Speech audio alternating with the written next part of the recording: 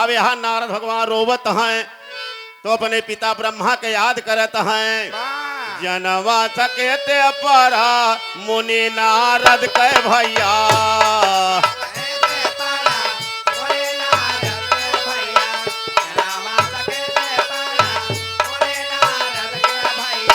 धीरे धीरे ब्रह्मा जी के करे वह पुकार।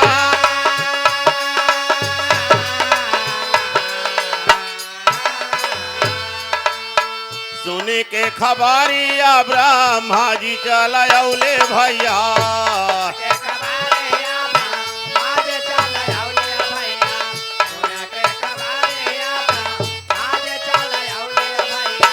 आई के पहुंची गईले धोबिया के द्वार।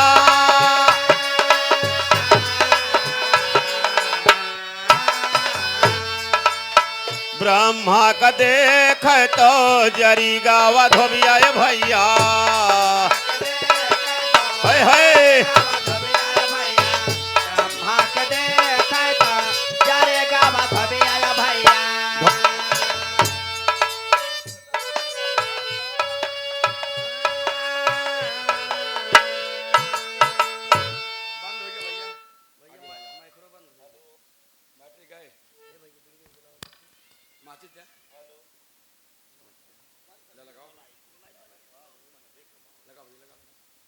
हेलो भैया। ब्रह्मा जब पहुंच गए धोबिया गुस्सान रहाई, बड़ी बड़ी दाढ़ी ब्रह्मा का रहाई। धोबिया देखा दबा कहा दबा कैसे दादा कहाँ चलिया, कहीं यही कतो नारद भगवान आया है। धोबिया कहा दबा दादा बता दी, कहन हाँ, कहन उन्हीं से मिले हाँ यही। कहे दादा एक शर्त बा, आगे आगे चला तो पीछे पीछे। ब्रह्मा कहे ठीक बा, आगे आगे ब्रह्मा चले। धोबिया कहत बा दादा यह दरवाजा खोला। जैसे ब्रह्मा के मारा खोले, धोबिया कहत बा जा अंदर बैठा है नारद भगवान। और जैसे ब्रह्मा एक गोड़ पार के है चौखटा नांगे, मारी से एक ला धोबिया ब्रह्मा गिरे महे भले भाग कर टाली अंदर घुसुर गए। धोबी चढ़ा ले सकरी बंद कैली ही, धोबई चकुरी बटुरी वही वसारा बहरे बैठी है। कहत बा करे सारा दिन हम कपड़ा धोई है बउआल घरे रोज करत ही तई। अब बैठा बा गुस्सा में। यहाँ जो ब्रह्मा आगे गए, नारद भगवान का हेरत हत एक भीतर जब सिकर सकड़ी खोले जंजीरी ब्रह्मा जाए के, तो नारद भगवान वही मारे माई अरे दैया अरे बाबू करत रहा। उचाल उचाल ले रहा, बार बार घर घर घर घर घेर रहा। जब नारद ब्रह्मा का देखे पिताजी का अपने जाए गड़वा पकड़ के लागे रो, अरे बाबू हमें बहुत मारे, बाबू हमें बहुत मारे। सारे तोहरी जाति एक लात हम हो पाएन। तो चले लागे तबे तो का रोकेगे बेटवा, पूर्व जाए पछू जाए उत्तर जाए दक्षिण ना जाए। यही बड़े ससुरों के अपुआ मारा गया, सारे हमहू के गला दवाया। अब का होए हमहू बंद हो गए। अब के आई छोड़ा भाई ब्रह्मा विष्णु भगवान के याद कहे। विष्णु बड़े संकट में भाई भाई जो फंस गया तो भाई की मदद करे, भाई अब करे। विष्णु भगवान आए वो नहु दो मुगरा पाए अंदर हो गए। तीनों जने इकट्ठा हो गए। तो विष्णु भगवान कहे ब्रह्मा से, कहे बड़का भैया, कहे हाँ, कहनी अब तो बड़ी बुराई बड़ी बदनामी हो गई। आई ससुर जात का धोबी मारिस का रह गया। ब्रह्मा कहे गलती कहे हाँ तुम मार खाते ही सब जने ना। विष्णु भगवान भोले बाबा के याद कहे। भोले बाबा पार्वती दोनों जने इकट्ठे बैठा रहा। जब तीनों देवता हिया से भोले बाबा के टेरे, भोले बाबा दान नधे खड़ा हो गए। दोनों आंख भोले बाबा का लाल लाल एकदम। पार्वती कहत यहाँ अरे स्वामी का भा ई कैसे। भोले बाबा कहे पार्वती बर्दाश्त ना आई ना। नारद भगवान का जात का धोबी मारे से मृत लोक में। बड़का भैया का मारिस, विष्णु भैया का मारिस, मार के तीनों जने का बंद कैले बाई भीतरे में। तीनों देवता छटपटात हैं, हमार याद करत हैं। पार्वती जाए गोड़वा फाट परी, कहीं स्वामी सुना कहीं कहो, कहीं अब तू जाया जी नहीं नाद तू मारा जाव्या। भोले बाबा कहे पार्वती बतावा कि तीन तीन जने हमारे परिवार के झंखत हैं, हम ना जाई। पार्वती कब्बो न होई, अगर भाई काम भा न आवा जिंदगी बेकार बा। भोले बाबा कहे अब हम जाबे। पार्वती कहे फिर हमहू चलब।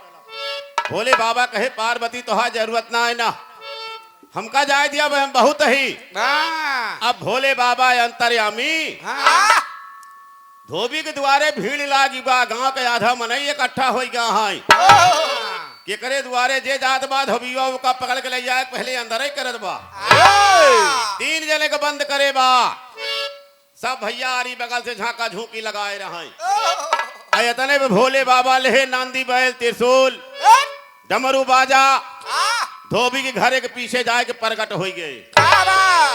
अब वही कोलिए मसे उनके घरे के बगल से निकले डमरू बाजा बजा डम डम डम डम। कीरा बीछी गोजर ले नांदी बैल त्रिशूल लहरावत जाए धोबी के द्वारे प्रगट। जब भोले बाबा का देखी धोबीवा तो घबरा गया, जाए के गोड़वा फाट पड़ा। कहत बा का बाबा ये हमारे द्वार बाई।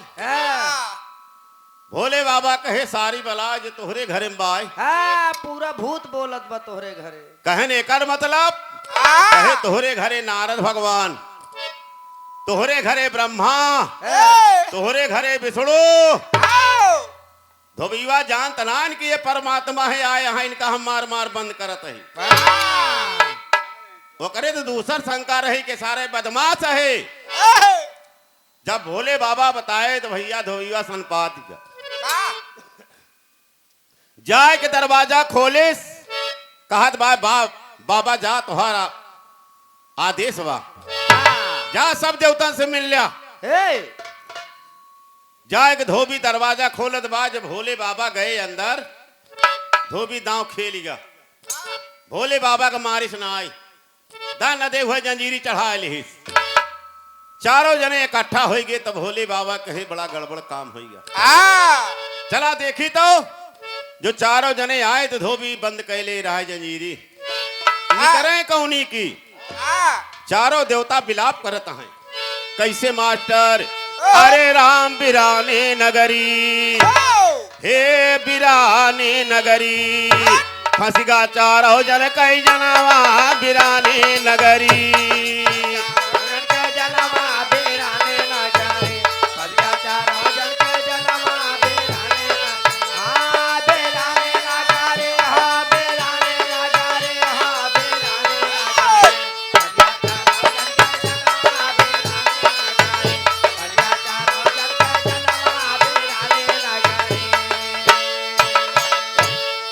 शिव शंकर ब्रह्मा से कहते गवाह उबलता पानी, गवाह उबलता पानी भैया, गवाह उबलता पानी, गवाह उबलता पानी भैया, गवाह उबलता पानी।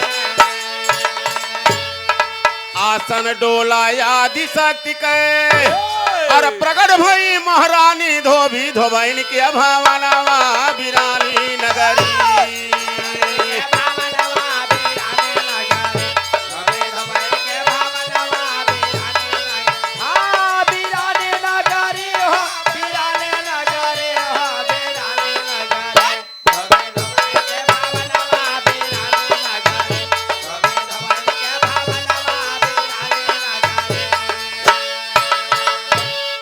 भोले बाबा आप सब ध्यान दें, भोले बाबा आदि शक्ति के याद के है।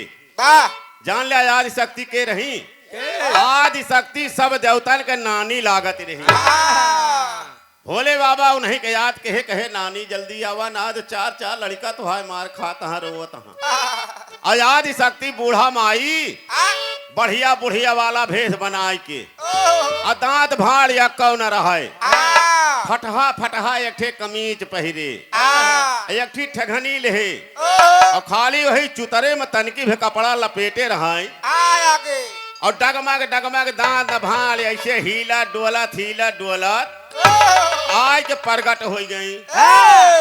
जब धोबीवा देखत बा आदि शक्ति का ना कहत बा चिढ़ावत बा कहत बा कहाँ चलियो नानी केस पागुर करत यह भाई दांत भाड़ न रहा बूढ़ा माई मंत्र पढ़त रही गुस्सा नहीं रही कि हमरे 4 लड़का का बंद कहे बा पागो ना करत रही मंत्र पढ़त रही। लेकिन जो डमरुआ बजवा बजा हा तो गौना के ढेर मनई इकट्ठा हो गए रहे।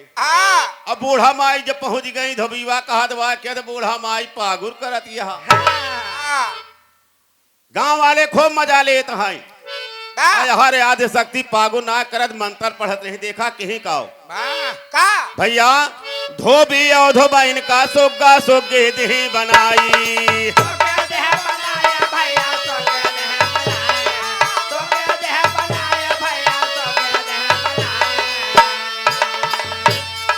दरवाजा का खोल दी चारों जन चले पराई वापस आवे जौने दिनवा बिरानी नगरी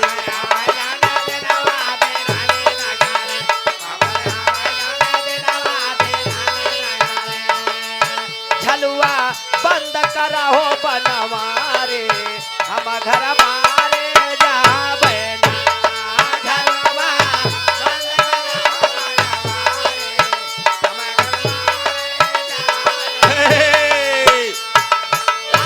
ये मनीष भैया मनीराम पाड़े पुरवा सही जात ही गलत 51 रुपया माता जी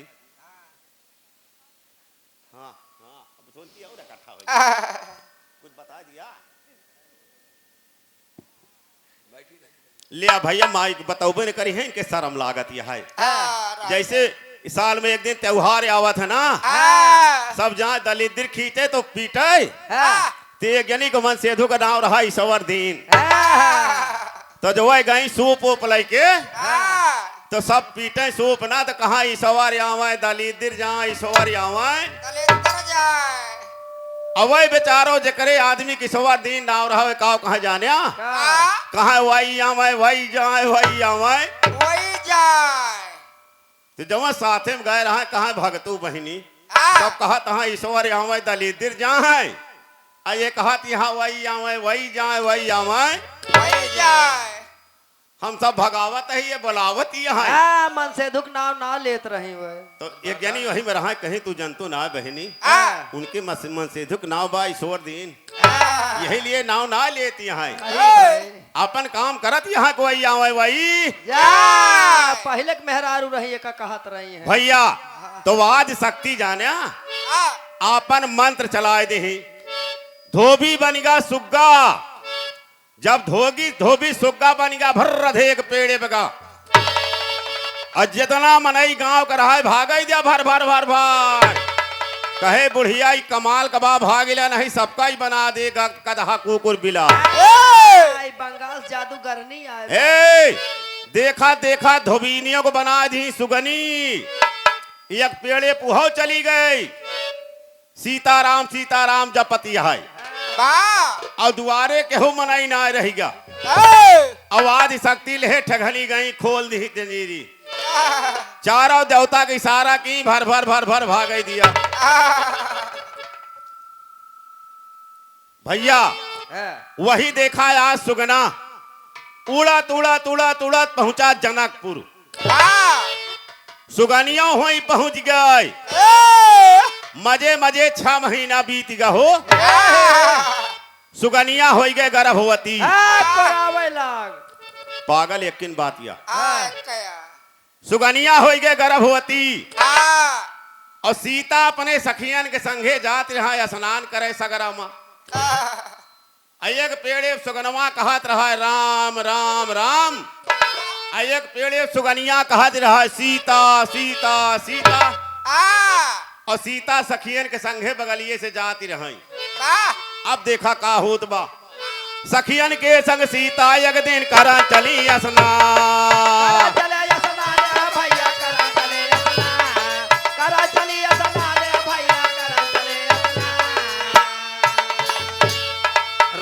सिया के चर्चा सुगा सुगनी कराई बखान सीता पकड़ाई तौने छनवा बिरानी नगरी